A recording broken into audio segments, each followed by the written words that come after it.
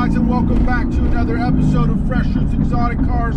I'm your host, Fresh Roots. Boys, we are absolutely ripping the AMG GTS. This car is too much fun. But we are in SoCal. We just had some rain, so something to look out for is potholes.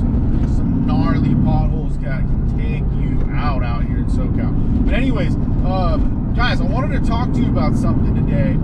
As the title suggests, be careful on who you let work on your supercar or your exotic car. Now, I know a lot of you are not going to consider this AMG GTS a supercar or exotic car, which is totally fine. I know it kind of it walks the tightrope of that definition. That's going to be coming up real soon, guys. I'm actually going to be doing an episode on what is a supercar. We're going to go and talk to a couple of industry experts and see what they have to think on that matter, because it seems like it's a moving target lately. But anyways, guys, I wanted to tell you a couple stories of what had happened to me when I had my McLaren, which is undoubtedly a supercar, exotic car, and just something to look out for you guys that are maybe new to the exotic or high performance car game.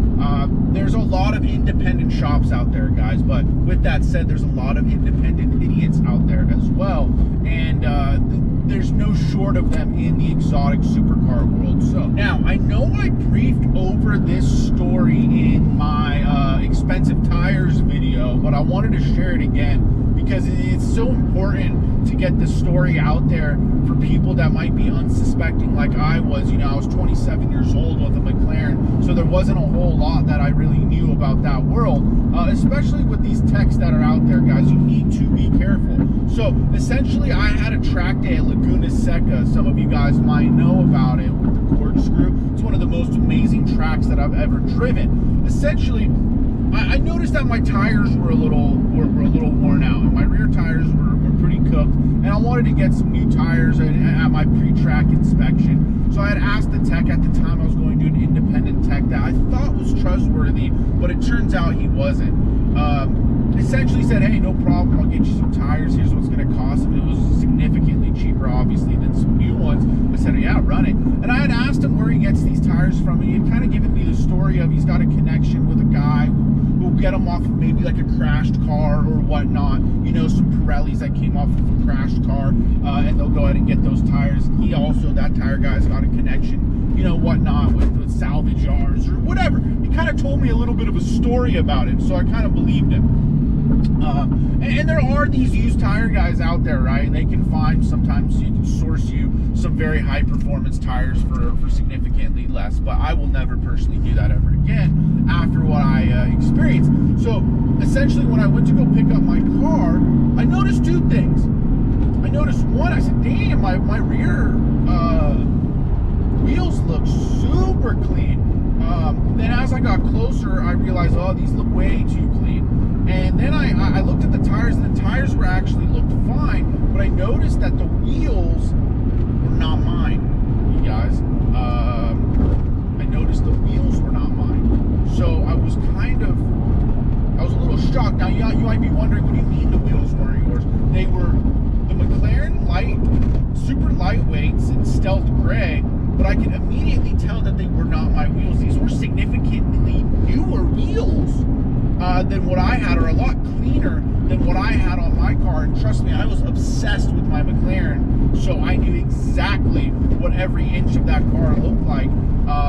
And I just knew these weren't my wheels. And as I took a closer inspection of them, I noticed there's a giant ding on them. So I started, my mind went crazy, like what? And then I had remembered that my buddy had a McLaren 12C at the shop, and he had the same wheels, same color, same finish. And so I concluded that a swap had been done when my tires were put on. Later on, we found out that there was a plug in one of the tires that I got. I was going to the racetrack. This was a pre-track inspection. During a pre-track inspection, if you find a plug in one of the tires, you immediately fail that inspection. That car is not good to go on a racetrack.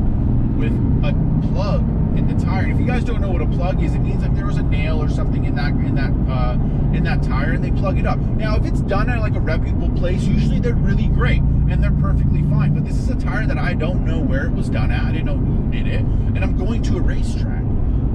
And now I have a plug in one of my tires, and I have wheels that I know are not mine, and there's a giant ding on them. So, needless to say, it was an issue. Needless to say, my buddy ended up kind of fessing and saying, yeah, it looks like they put your wheels on my car. I don't know why they did that, but it looks like they did that, and there was a giant ding on them. We ended up working out like a deal. It was a nightmare of a deal. I ended up getting some 675 LT wheels. I ended up getting completely ripped off on those. Ended up kind of having to keep these dinged up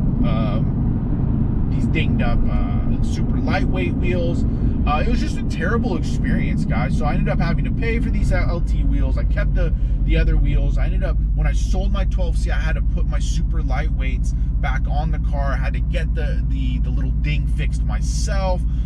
Then I was stuck with some LT wheels that I had to sell, separately. It was just an absolute nightmare, guys. So please be careful where you take your exotic or supercar. I know it's great to save some money, and if that's a reputable person, great.